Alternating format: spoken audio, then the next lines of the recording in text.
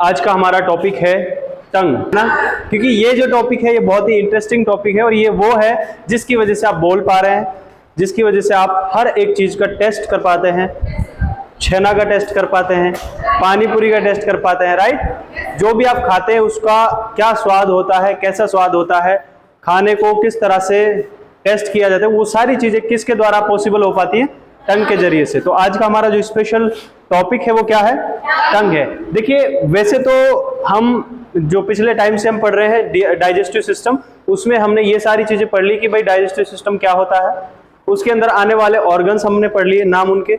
उसके बाद में हमने ये पढ़ लिया कि इसके फंक्शन क्या होते हैं, राइट। उसके बाद में हमने ये पढ़ा कि इसकी जो स्ट्रक्चर होती है किस तरह से लेयर से बनी होती है, कौन कौन सी लेयर हमारी जीआईटी में इन्वॉल्व होती है। उसके साथ ही हम अब आज का जो हमारा टॉपिक है हम पढ़ रहे हैं टंग को, और टंग जो है हमारे जीआईटी का सबसे पहला जो पार्ट होता है माउथ, हमारा जो सबसे पहला पार्ट होता है माउथ, उसी में एक इंपॉर्टेंट ऑर्गन होता है क्या, टंग। उसी को हम डिस्कस करेंगे इधर, ठीक है। देखिए सबसे पहले हम जान लेते हैं कि टंग क्या होता है। टंग जो है ये एक मस्कुलर ऑर्गन है। कैसा ऑर्गन है, मस्कुलर ऑर्गन होता है। लेकिन कौन सी मस्कुलर ऑर्गन है, कौन सी मसल से बना होता है, स्केलेटल मसल से बना होता है। देखो मैंने आपको 3 तरह की मसल्स बताई थी, एक होती है स्केलेटल मसल, दूसरी होती है स्मूथ मसल और तीसरी होती है कार्डियक मसल। कार्डियक मसल वो जो हार्ट पर पाई जाए, स्मूथ मसल वो जो स्मूथ ऑर्गन्स में पाई जाए, और स्केलेटल मसल जो हमारे स्केलेटल सिस्टम से जुड़ी हुई हो। देखो जो हमारी टंग होती है ये भी एक स्केलेटल मसल होती है, और जो स्केलेटल मसल होती है उनकी एक खासियत मैंने बताई थी कि वो हमारे इच्छा के अनुसार काम करती है। जैसे कि हमारे हाथ पैरों में जो मसल जुड़ी हुई है वो हमारी इच्छा के अनुसार काम करती है। जैसे कि अगर मुझे किसी को थप्पड़ मारना हो तो मेरी इच्छा के अनुसार मार सकता हूँ, राइट। उसके बाद में अगर मुझे खाना खाना है तो मुझे अपनी इच्छा के अनुसार मैं हाथ से खाना खाऊंगा, राइट। अगर मन नहीं होगा तो नहीं खाऊंगा। उसी तरह से जो हमारी टंग होती है ये भी हमारी इच्छा के अनुसार काम करती है, राइट। जैसे कि हमें खाना खाना है, खाना खाने के टाइम में अगर मैं सोचूं कि मुझे खाना नहीं खाना है, मतलब टंग का मूवमेंट नहीं करना है, टंग को काम नहीं करवाना है, तो क्या मैं खाना खा सकता हूं? आप लोगों के दिमाग में आ रहा होगा कि हाँ दांतों से खाया जाता है खाना, तो जीभ का क्या काम उसमें, जीभ का क्या काम उसमें। लेकिन जीभ का इंपॉर्टेंट काम होता है, जब अपन खाना खाते हैं तो खाना कहाँ पे जाता है, माउथ के अंदर, और माउथ का बेस जो है वो कौन बनाती है, जीभ बनाती है। लेकिन क्या हम दांतों के नीचे खाना रखते हैं? नहीं। कहाँ पे रखते हैं, बीच में रखते हैं। कहाँ पे रखते हैं, बीच में रखते हैं। ये जीभ जो है उस खाने को क्या करती है, इधर उधर करके दांतों के बीच में फंसाती है, जिससे खाना क्या होता है, आसानी से डाइजेस्ट हो जाता है। मतलब उसको बड़े बड़े टुकड़ों से छोटे टुकड़ों में तोड़ दिया जाता है, राइट। आया समझ में? रेस्पॉन्स अच्छे से करेंगे तो अच्छे से समझ में आएगा और अच्छा मजा भी आएगा, क्योंकि ये टॉपिक जो है वो बड़ा इंटरेस्टिंग है, इसमें पढ़ने में भी मजा आने वाला है, ठीक है। तो हमारा जो टॉपिक है जिससे आप चबर चबर दिन भर करते रहते हो ना, वही वाला टॉपिक है, क्या है, जीभ, है ना। तो देखो एक पॉइंट हो गया कि ये स्केलेटल मसल से बना होता है। ये चीज प्रूव भी हो गई कि हमारे कंट्रोल में होती है। हम जो बोलते हैं इससे जो बोलना चाहे वो बोल सकते हैं, इससे जो चीज खाना चाहे वो खा सकते हैं, नहीं चाहेंगे तो नहीं खाएंगे, ठीक है। तो ये हमारे वॉलंटरी कंट्रोल में होती है, ठीक है, मतलब हम हमारे इच्छा के अनुसार काम करती है। उसके बाद में दूसरा पॉइंट ये है कि इसकी जो लेंथ होती है ना, वो कितनी लेंथ होती है इसकी, 6 से 8 सेंटीमीटर इसकी लेंथ होती है। कितनी होती है, 6 से 8 सेंटीमीटर लेंथ होती है इसकी। ऐसा बोलते हैं ना तुम्हारी जीभ बहुत चल रही है, कितनी बड़ी जीभ है, बोल दो 6 से 8 सेंटीमीटर की जीभ है, ठीक है। तो कितनी लंबी होती है, 6 से 8 सेंटीमीटर की इसकी लेंथ होती है। उसके बाद में इसके पार्ट्स की अगर बात करें, देखो ओहो हमारे पास तो इसका डायग्राम भी है। डायग्राम क्या, पूरा प्रैक्टिकली देख सकते हैं। देखो ये जो जीभ है ना, ये दांतों के बीच में इस तरह से बैठी रहती है, ठीक है। ये रही जीभ, दिखाई दे रही है, नहीं निकालेंगे नहीं, टूट जाएगी, ठीक है। इस तरह से होती है। इसका अगर पार्ट की बात करें तो अपन इसके 2 पार्ट्स होते हैं। कितने पार्ट्स होते हैं, 2 पार्ट्स होते हैं। देखो एक तो हो गया ये वाला पार्ट, आगे वाला पार्ट, एक हो गया पीछे वाला पार्ट, ठीक है। अब इसको देखेंगे बाद में। सबसे पहले मैं आपको समझा दूं कि इसके अगर पार्ट की अपन बात करें, पार्ट की अगर बात करें तो पार्ट होते हैं इसके 2। एक होता है टिप, टिप मतलब आगे वाला पोर्शन, ये वाला पोर्शन है ना, ये होता है टिप। और दूसरा होता है रूट। रूट का मतलब क्या है, रूट का मतलब रास्ता नहीं होता है, ROUT होता है वो रूट, जड़। ROOT का मतलब जड़। टंग के कितने पार्ट होते हैं? दो। एक होता है टिप, दूसरा होता है रूट। देखो टिप का मतलब आगे वाला पोर्शन जो इसका टिप दिखाई दे रहा है, राइट, और रूट का मतलब होता है जड़। अब आप लोगों को ऐसा लग रहा होगा जैसे पेड़ होता है, पेड़ की जड़ होती है, जमीन के अंदर होती है, ऐसे ही जीभ होती है। देखो जीभ की भी जड़ है ना, मतलब अपन को ऐसा लगता है गले से निकल के बाहर आ रही है। ऐसे ऐसा नहीं है ना कि मतलब ऐसे दिखाई नहीं दे रहा है ना कि कहां से निकल रही है, ऐसा नहीं पता चल रहा है ना। अरे मुंह फाड़ के देखेंगे तब भी लगेगा कि गले से बाहर निकल रही है। इसका मतलब इसकी जो जड़ है वो अंदर तक होती है, ठीक है। और ऐसे फील होता है कि वो जड़ की तरह अंदर जुड़ी हुई है, इसीलिए इसको दूसरे पार्ट को क्या कहते हैं? रूट कहते हैं। और ये जो रूट होता है ना, देखो टिप तो होता है फ्री। क्या होता है? फ्री। फ्री का मतलब ये नहीं है कि ये फ्री में मिल जाएगा, काट के कहीं से किसी का भी ले लो, ऐसा नहीं। फ्री का मतलब ये फ्री है, ये किसी से बंधा हुआ नहीं है, किसी से जुड़ा हुआ नहीं है। ये देख सकते हैं आप, ये फ्री है, आगे से फ्री है ना। ये फ्री है तभी बोल पाते हैं हम, चबर चबर कर पाते हैं, तभी ऐसे चुप नहीं बैठते हैं। आगे वाला टिप वाला जो पोर्शन होता है वो फ्री होता है। और जो रूट होता है, रूट जमीन के अंदर होता है। जैसे पेड़ की रूट जमीन के अंदर होती है ना, वो जमीन से बंधी हुई है। उसी तरह से जो रूट है ना, जीव की जो रूट है वो बंधी हुई है। लेकिन मैंने तुम्हें बताया है कि ये जो बंधी हुई है, ये जो रूट है वो किससे बंधी हुई है? ये जो पोर्शन होता है दूसरा वाला रूट, वो बाउंडेड होता है। बाउंडेड मतलब बंधा हुआ, लेकिन किससे बंधा हुआ होता है? ये चीज मैं पढ़ा चुका हूं तुम्हें जब हमने खोपड़े वाला सिस्टम पढ़ा था। हमारे बॉडी में एक ऐसी हड्डी पाई जाती है जो किसी भी हड्डी से नहीं जुड़ती है। क्या नाम है उसका? Hyoid bone. Very good. ये लास्ट में किससे बंधी होती है? Bounded by hyoid bone. किससे? Hyoid bone. मतलब जो हमारी टंग होती है वो किससे बंधी हुई है? हायोइड बोन से। हायोइड बोन कहाँ पे पाई जाती है? गले में। ऐसे बोलते हैं ना कभी कभी कि मेरी गले की हड्डी मत बन, है ना। वो गले की हड्डी किस हड्डी की बात कर रहा है? हायोइड बोन की। जो हायोइड बोन होती है वो गले में होती है, और ये एकमात्र ऐसी हड्डी है हमारी बॉडी के अंदर जो किसी भी दूसरी हड्डी से नहीं जुड़ती है। बाकी सारी की सारी हड्डियां एक दूसरे से जुड़ती है। आप यहां से ले लो, इस हड्डी को ले लो, ये यहां पे जुड़ी हुई है। इस हड्डी को ले लो, ये यहां पे और यहां पे जुड़ी हुई है।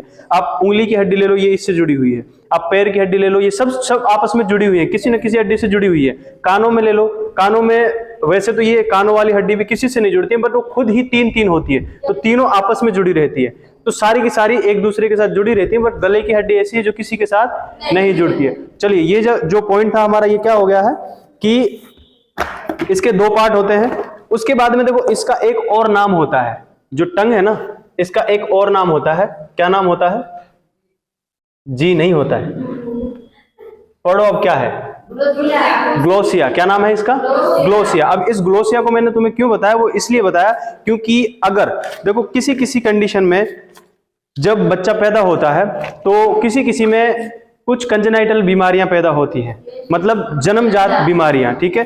जन्मजात बीमारियां कुछ ऐसी प्रकार की भी हो सकती हैं कि उसमें टंग एब्सेंट हो। क्या हो?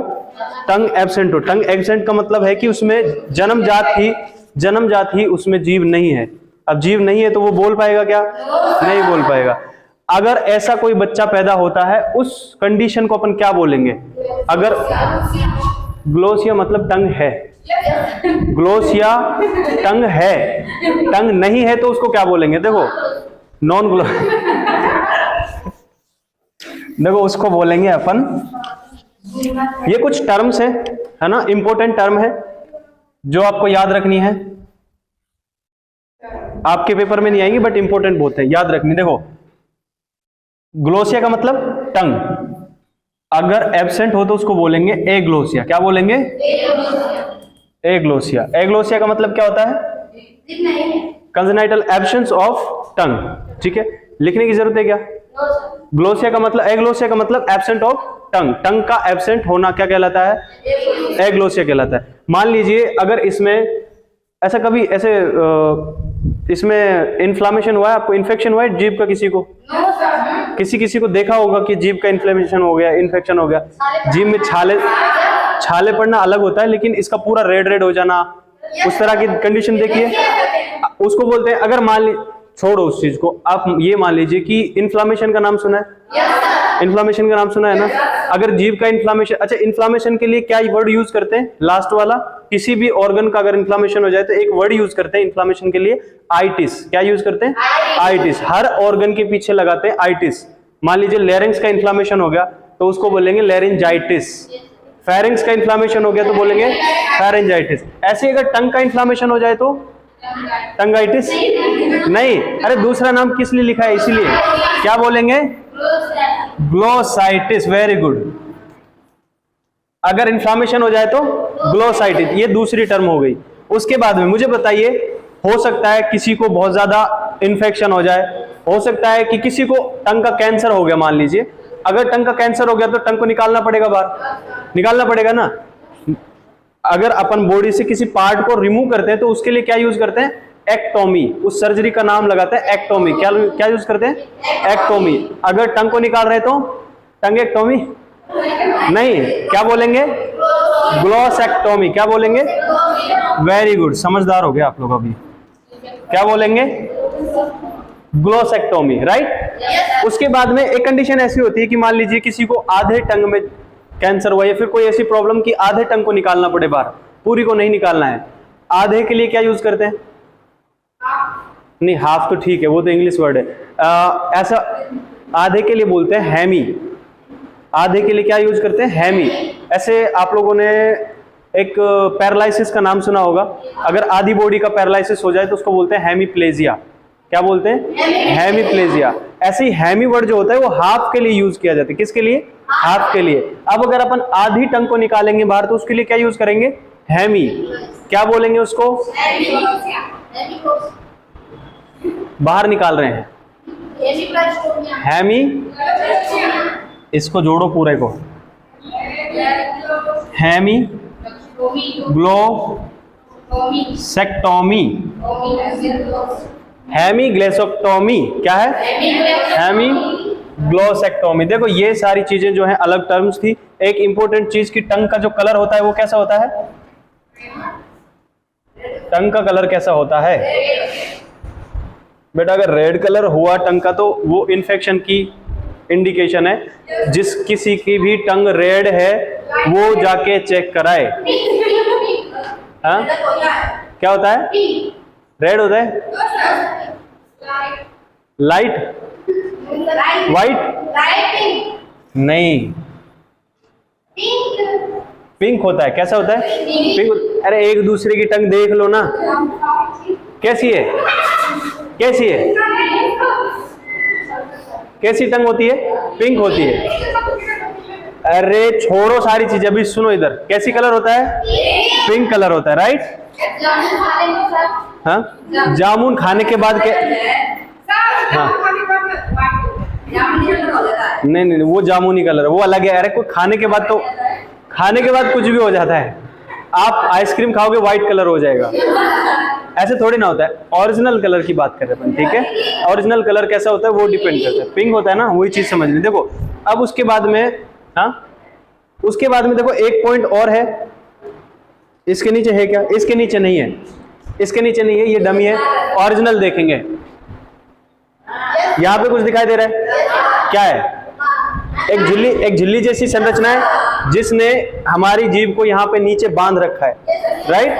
ये जो झिल्ली है इसने टंग को नीचे बांध रखा है, इसका नाम क्या है, इसको बोलते हैं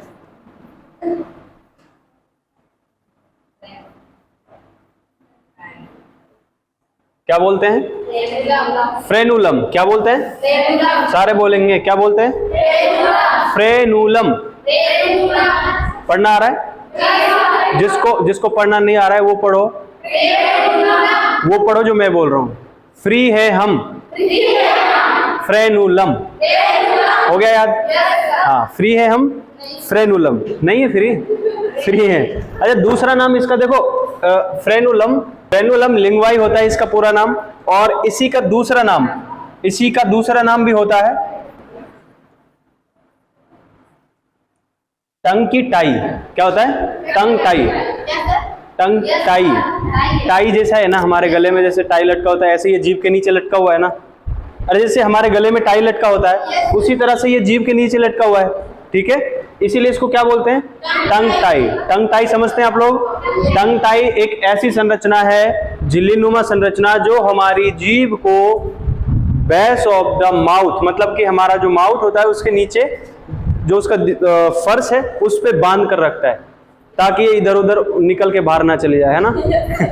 चलिए, वो उसको कंट्रोल करके रखता है, इसीलिए इसको क्या बोलते हैं, टंग टाई बोलते हैं। आया समझ में? अच्छा, एक वर्ड मैं तुम्हें बार बार बोलता हूँ ना, तुम्हारे मुंह में बदबू हो जाएगी अगर बोलोगे नहीं तो। देखो, उस जो वो बदबू होती है ना, उसको बोलते हैं हैलिटोसिस। क्या बोलते हैं?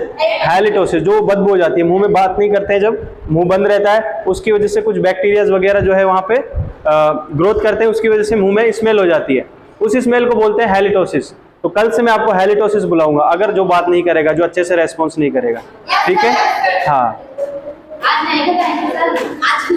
आज जो नहीं बोलेगा, आज उसको आज भी कहा जाएगा। मैं बोलूंगा प्रिया हैलिटोसिस, है ना? चलिए, तो इतना समझ में आ गया? ठीक है, चलिए सबसे पहले हम पढ़ लेते हैं ब्लड सप्लाई। भाई देखो, हर एक ऑर्गन के लिए क्या जरूरी है? ब्लड जरूरी है, right? Blood,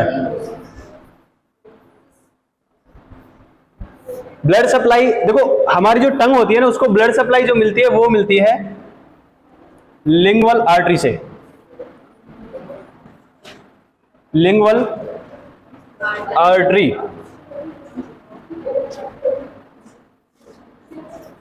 it is branch of external carotid artery. हाँ, ये लो, लिख लिया? समझ में आया? देखो, ये जो जीव है, ठीक है, इस जीव को भी ब्लड सप्लाई मिलती है, ये आप जानते हैं। इसमें भी आर्टरी होती होगी। जो इसकी आर्टरी है ना, जो इसको पाइप मिलता है ब्लड का, उस पाइप का नाम होता है क्या? Lingual artery. क्या होता है? Lingual artery. अब ये आप सब जानते हैं कि देखो, हर एक आर्टरी कहां से जुड़ी हुई है? हमारे कहां से ब्लड लाती है? वो हमारे हार्ट से ब्लड लाती है, राइट?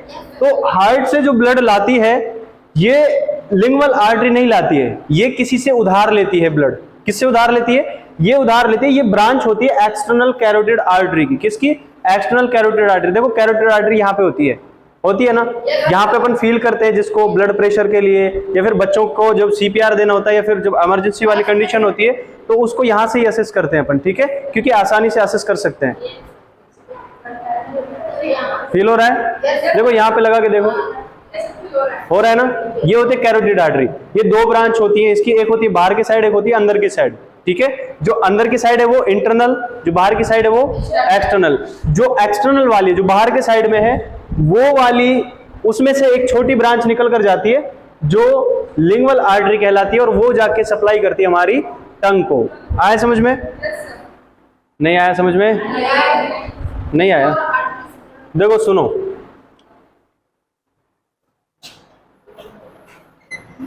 ये डायग्राम देखा है? देखा है ये डायग्राम? याद आ गया कुछ? देखो, यहां से निकली एक आर्टरी, ठीक है? यहां से पहले क्या निकलता है? एरोटा। ये पहले मिटाना पड़ेगा। तुम्हें ये समझ में आ गया? नाम वाम तो समझ में आ गया ना? लिखूंगा नहीं मैं, वहां पे समझाऊंगा सिर्फ, ठीक है? देखो, यहां पे मान लो अपन ने ये, अरे ये मान लो क्या बना दिया है? अरे हाँ,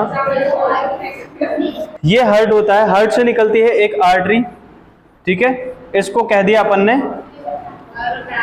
कैरोटिड आर्टरी, ठीक है? इसको कैरोटिड आर्टरी कह दिया। इस आर्टरी, ये आर्टरी जाके हमारे खोपड़े को ब्लड सप्लाई देती है, ओके?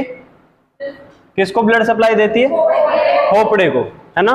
लेकिन खोपड़े के नीचे कौन है? माउथ है ना?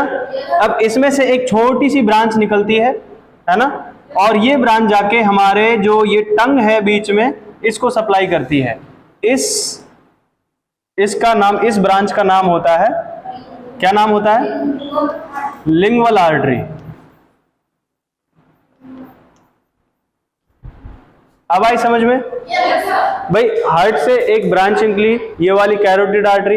ये कैरोटिड आर्टरी की दो ब्रांच होती है, एक होती है एक्सटर्नल, एक होती है इंटरनल। इंटरनल मतलब अंदर वाली, और एक्सटर्नल मतलब बाहर वाली।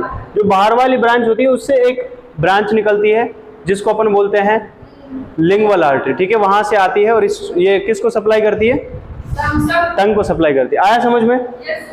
देखो अब जो इंपॉर्टेंट टॉपिक अपन समझने वाले हैं वो समझने वाले हैं ब्रेन का हमारी टंग के साथ में क्या कनेक्शन होता है, आखिर कैसे फील होता है हमें टेस्ट का स्वाद का टेस्ट मतलब हमें टेस्ट कैसे फील होता है, ठीक है। स्वाद का टेस्ट का स्वाद वो कुछ नहीं है, कहने का मतलब यही है कि हमें टेस्ट कैसे फील होता है या फिर स्वाद का कैसे अनुभव हम कर पाते हैं, राइट। देखो ये चीज तो आप लोग सभी जानते हैं कि हर एक चीज जो हम फील करते हैं वो सारी चीजें हमारा ब्रेन कंट्रोल करता है। मतलब हमारे हाथ के मूवमेंट करना हो, हम देखते हो या फिर हमें कुछ सुनना हो, उन सारी चीजों को हम सुनते तो अलग अलग चीजों से हैं, देखते अलग अलग, मतलब अलग अलग ऑर्गन का काम होता है, बट सब चीजों को कंट्रोल करने वाला कौन है, ब्रेन है। इसका मतलब यह है कि हमारे हर एक ऑर्गन के साथ में ब्रेन का कोई ना कोई कनेक्शन होता है, जिसको आप लोगों को मैंने समझा दिया है कि एक ट्रांसफार्म और हमारा फैन, इन दोनों के एग्जाम्पल से आप पूरी तरीके से समझ चुके हैं कि जो हमारा ट्रांसफार्म रखा है वो तो ब्रेन है, और जो इसको चलाने वाले वायर आ रहे हैं वो उसकी नर्व हैं। क्या होती है, नर्व। मतलब जो नर्व होती है उनके बारे में हम समझेंगे कि कौन सी नर्व हमें टंग को सप्लाई करती है, कौन सी नर्व सप्लाई इसको लेके जाती है। देखो सबसे पहले हमारा हेडिंग है नर्व सप्लाई। क्या है, नर्व सप्लाई। जैसे हमने ब्लड सप्लाई पढ़ा, जैसे ब्लड हर एक ऑर्गन को मिलता है, उसी तरह से नर्व की सप्लाई, मतलब नर्व का मैसेज जो होता है वो हर किसी ऑर्गन को मिलता है, राइट। भाई अगर हमारी उंगली में चोट लग जाए तो क्या दर्द नहीं होगा? दर्द क्या ये बताती है आपको कि मुझे दर्द हो रहा है? नहीं, ब्रेन को पता चल जाता है ना, क्योंकि इसका भी कनेक्शन किसके साथ है, ब्रेन के साथ है। अगर पैर में चोट लग जाए तो भी महसूस हो जाएगा, राइट। अगर टंग में चोट लग जाए तो तब भी महसूस हो जाएगा। तो ऐसा तो है नहीं कि टंग खुद बोलेगी आपको ये कि मुझे दर्द हो रहा है, ऐसा तो नहीं है ना, खुद महसूस हो जाता है। ये सारे जो मैसेज हैं वो किस तरह से जाते हैं और किस तरह से मैसेज वापस आते हैं, उनके आधार पर दो प्रकार की नर्व सप्लाई होती है। देखिए सबसे पहले मैं आपको बता दूं कि एग्जांपल के लिए मान लीजिए एक जो टेस्ट होता है, टेस्ट अपन खाते हैं, ठीक है। खाने का जो टेस्ट होता है वो जीभ नहीं बताती कि मीठा है खट्टा है, वो नहीं बताती है, जीभ नहीं बताती है ना। कैसे पता चलता है? जीभ के पास जो खाना जाता है उसका जैसा भी टेस्ट होगा वो हमारी जीभ फील करती है, और वहां से एक वायर निकलता है और वो वायर जाता है हमारे ब्रेन के पास, राइट। मतलब जीभ से एक वायर जाता है, ब्रेन को मैसेज देता है कि इस तरह का टेस्ट है। आई बात समझ में? मतलब एक वायर ऐसा है कि जो ब्रेन की तरफ जा रहा है, ठीक है। अब एग्जाम्पल के लिए मुझे ऐसा मान लीजिए कि मुझे कुछ बोलना है, ठीक है। यहां पे लिख देता हूं मैं। अब अगर मैं नहीं चाहूंगा तो क्या इसको पढ़ सकता हूं?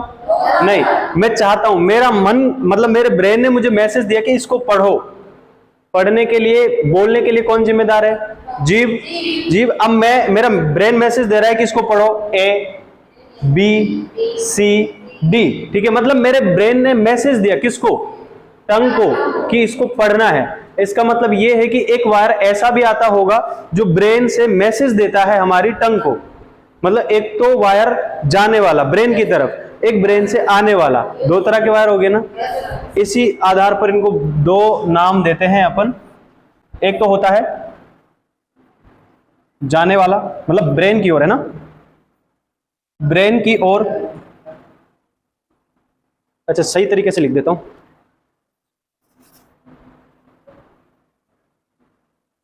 ब्रेन, ठीक है। यहां तक समझ में आ गया ना? देखो जो जाने वाली है वो सेंसरी और आने वाली है जो मोटर। आया समझ में? देखो सेंसरी और मोटर तुम्हें समझ में आ गए है ना, वेरी गुड, ये बहुत अच्छी बात है, मोटर और सेंसरी समझ में आना। सुनो, जो मोटर है जो हमारी जीभ को मैसेज देगा कि अब ये करना है, अब वो करना है, अब तुम्हें मूवमेंट ऐसे करना है, अब तुम्हें मूवमेंट ऐसे करना है, अब तुम्हें ये बोलना है तो किस तरह का मूवमेंट होगा। जो चीज अपन बोलते हैं मूवमेंट करती है ना हमारी जीभ, तो जीभ को मैसेज कौन देता है हर बार? ये चीज, उसके लिए एक ब्रेन मैसेज देगा, लेकिन ब्रेन से एक वायर आता है ना, वो वायर कौन सा है? वो वायर मोटर है। और मोटर में देखो, मोटर जो ब्रेन से निकलती है ना, हमारी नर्व जो निकलती है वो नर्व होती है, जो ब्रेन से निकलती है जो वायर होती है वो नर्व होती है। वो टोटल नर्व 12 पेयर होती है। कितनी? 12 पेयर होती है। उन 12 पेयर के अलग अलग नाम है, वो चीज पढ़ेंगे। लेकिन जो इसमें मोटर वाली नर्व है ना, जो हमारे टंग को जो मैसेज देती है वो जो नर्व होती है वो होती है 12वें नंबर की नर्व। कौन से नंबर की? इसको बोलते हैं अपन 12th क्रेनियल नर्व। क्या बोलते हैं? मतलब 12th मतलब 12 नंबर की है। क्रेनियल नर्व जो हमारे ब्रेन से निकलने वाले वायर जो है उनको क्रेनियल नर्व बोलते हैं। तो ये 12 नंबर की नर्व होती है। इसका नाम होता है, ये जो हमारी टंग होती है, सॉरी, ये जो 12वीं क्रेनियल नर्व होती है इसका नाम होता है हाइपोग्लोसल नर्व। क्या होता है? हाइपोग्लोसल नर्व, इसका नाम होता है 12वीं क्रेनियल नर्व का। सोना नहीं है, सुन लो अभी ध्यान से।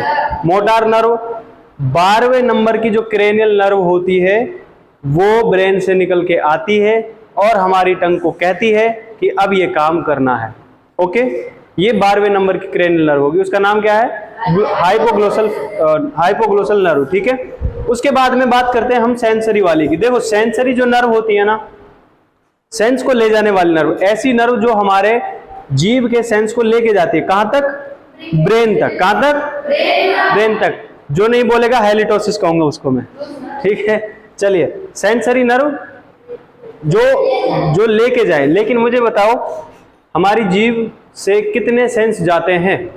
देखो, अगर चोट लग जाए तो भी सेंस जाएगा, ठीक है, दर्द होगा तो भी सेंस जाएगा, छाले हो गए तो भी सेंस जाएगा ना। उसके बाद में हम चरपरा खा रहे, हम कुछ मीठा खा रहे तो मीठे का सेंस जाएगा, खट्टा खा रहे उसका सेंस भी जाएगा, कड़वा खा रहे उसका सेंस भी जाएगा। मतलब कितने सेंस लेके जाएंगे, राइट? अच्छा, इसीलिए हमारे ब्रेन की तरफ एक नहीं बल्कि 2 नर्व जाती है। कितनी नर्व?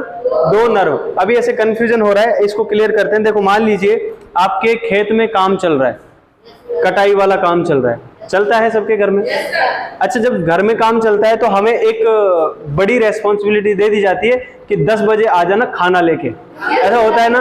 अच्छा, जो 10 बजे जब हम खाना लेके जाते हैं तो हमें पता है चलो लेके चले जाएंगे, कोई दिक्कत नहीं। लेकिन बड़ी परेशानी तब आ जाती है जब काम करने वाले वहां पे बहुत ज्यादा होते हैं और हमें बहुत सारा खाना लेके जाना पड़ता है। उसमें हमारे पास रोटी होती है, सब्जी होती है, फिर दही होती है, फिर दूध होता है। उसके बाद में फिर हमारे पास में एक्स्ट्रा में ऐसे भी बोल देते हैं कोल्ड ड्रिंक भी लेके आ जाना, उसके फिर गिलास भी होते हैं। कहने का मतलब इतना सारा सामान हो जाता है कि एक इंसान के लिए वो भारी हो जाता है। फिर हम क्या बोलते हैं, छोटे भाई बहन को बोलते हैं थोड़ा सा काम आ जा मेरे, तो इसको तू कोल्ड ड्रिंक को लेके चल देना, बाकी सारा मैं लेके चलूंगा। लेकिन ऐसा है ना, होता है ना। तो ऐसे करके हम उसको साथ में लेके जाते हैं ताकि क्या हो जाए, हमारी सपोर्ट मिल जाए हमें। ऐसा ही हमारी नर्व के साथ होता है कि सेंस को ले जाने के लिए ना यहाँ पे बहुत सारे काम है, इसीलिए यहाँ से ना दो नर्व निकलती है। कितनी? 2। जो कि एक तो लेके जाती है टेस्ट के सेंस को। किसके सेंस को? टेस्ट के। जो अपन स्वाद लेते हैं ना, जो स्वाद लेते हैं उसके लिए एक वायर फिट है हमारी जीभ में जो सारे के सारे टेस्ट को लेके जाता है। ठीक है, और जो अदर सेंस होते हैं जैसे कि भाई दर्द का सेंस हो गया, जलन का सेंस, जैसे कुछ भी जलन हो गया, अपन ने कोई जलती हुई चीज मुंह में रख ली तो जलन हो जाएगी, छाले हो जाएं, किसी भी चीज, जो बाकी सारे के सारे टेस्ट जो होते हैं मतलब सेंस होते हैं वो दूसरी नर्व के जरिए से जाते हैं, उनको बोलते हैं अदर सेंस। जो मतलब अदर सेंस मतलब कोई भी सेंस, अदर जितने भी सेंस हो वो सारे के सारे दूसरी उसके जरिए से जाते हैं। तो पहली एक तो लेके जाएगी किसको? टेस्ट के सेंस को, और दूसरी लेके जाएगी अदर सेंस को। जो टेस्ट के सेंस को लेके जाती है ना, वो एक तो होती है फेशियल नर्व। फेशियल नर्व कौन सी होती है? Facial nerve. और दूसरी होती है ग्लोसोफैरिंजियल nerve.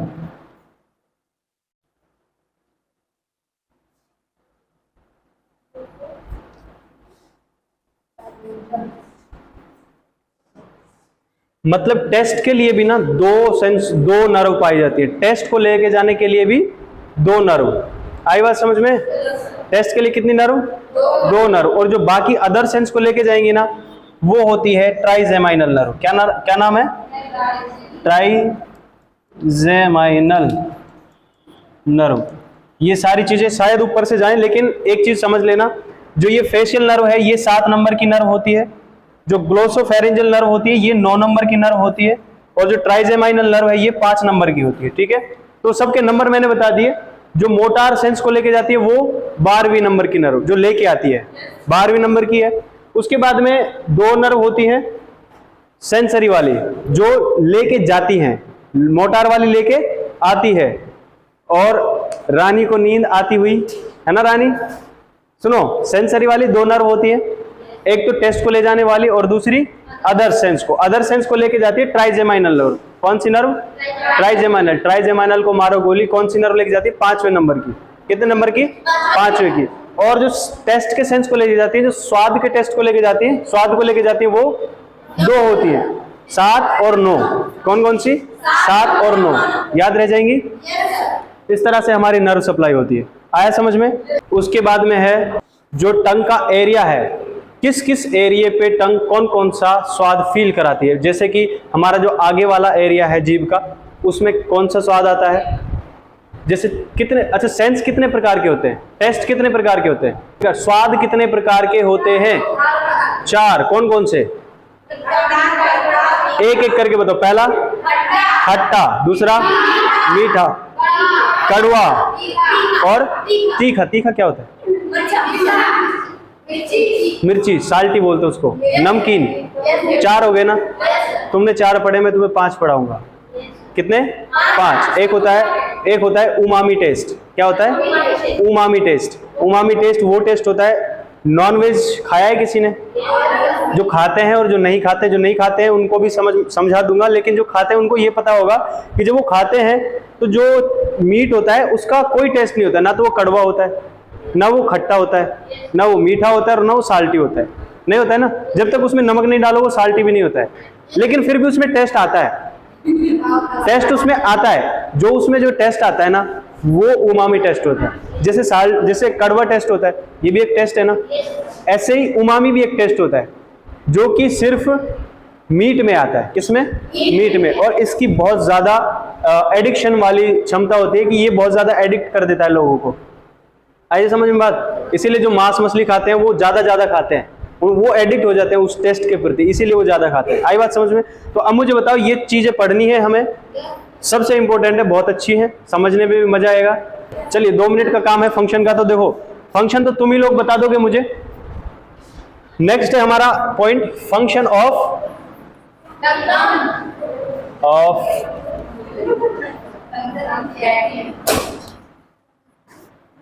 Function of tongue, function of जीभ, फंक्शन ऑफ जीभ, JIT नहीं, जीभ। हाँ, फंक्शन ऑफ जीभ, कार्य ऑफ टंग। चलिए फंक्शन ऑफ टंग में मुझे बताइए, टंग जो है वो क्या क्या काम करती है। सबसे पहला स्पीच, सही तरीके से बोलोगे उसी का लिखूंगा यहाँ पे। सबसे पहला स्पीच, उसके बाद हाँ खाने को मिक्स करने, मतलब कहने का मतलब है कि चबाने में हेल्प करती है। इसका मतलब च्यूइंग, च्यूइंग में हेल्प करती है, ठीक है, च्यूइंग में हेल्प। अब करती है वो चीज अपने हिसाब से जोड़ लेना, ठीक है। हाँ आगे क्या? निगलने में। Very good. निगलने को क्या बोलते हैं? Very good. स्वॉलोविंग में, स्वॉलो,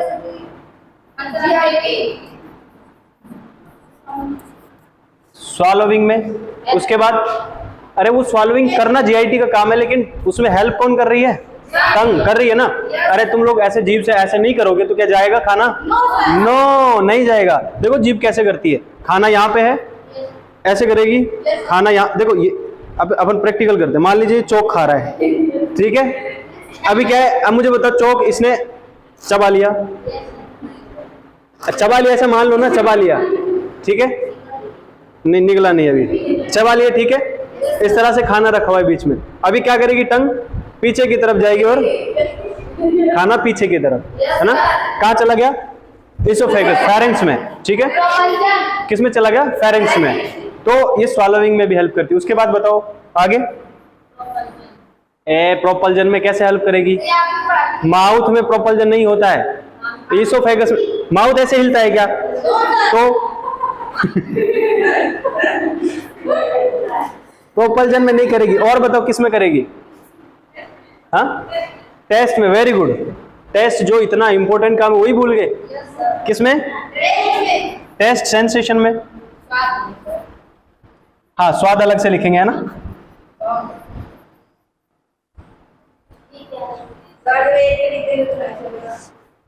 हो गया टेस्ट। उसके बाद बस? और बताओ। और भी है, और भी है। बताओ जल्दी जल्दी। नहीं याद आ रहा? मैं बताऊं? कभी खाना खाया है? रोज खाते हैं। रोज नहीं, कुछ लोग ऐसे हाँ भर रहे थे कि हाँ सर खाया है, जैसे एक दो बार ही खाया हो। रोज खाते हैं ना? अच्छा, खाना खाते हैं जब कभी कभी दांतों में कुछ फंस जाता है, उसको निकालने के लिए कौन काम करता है? बाहर से ऐसे ऐसे बड़े बड़े वो लाते हो क्या, और जैसी भी लाते हो क्या उसको निकालने के लिए कौन काम करता है? जीभ। कहने का मतलब ऑरल कैविटी को क्लीन करने में भी मदद करती है। ऑरल कैविटी की क्लीनिंग करने में हेल्प करती है, राइट? तो ये जो है सारे के सारे फंक्शन होते हैं किसके? हमारी टंग के। ये जो हमने स्वीट एंड स्वामी टाइप का जो नाम लिखा हुआ है ना, स्पीच, ये इतना स्वीट नहीं है। इसी की वजह से, इसी की बदौलत है कि घरों में लड़ाइयां होती है ना? प्रिया कुछ बोलना चाहिए, प्रिया कुछ बोलना चाहिए, लेकिन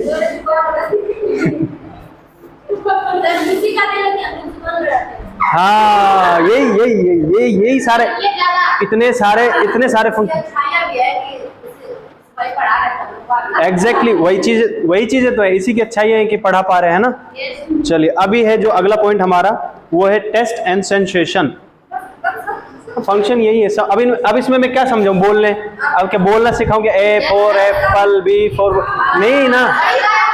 हाँ, बड़का एप्पल, सी फॉर छोटका एप्पल, डी फॉर दूसरे का एप्पल, और डी फॉर डबल एप्पल। हाँ, ई फॉर, अच्छा आप लोग तो बड़े पढ़े हुए हैं। ए फॉर एप्पल। चलो, जेड फॉर कौन सा एप्पल है? ज्यादा एप्पल। Very good. और पी फॉर प्रिया एप्पल। नहीं, पी फॉर प्रिया का एप्पल, है ना?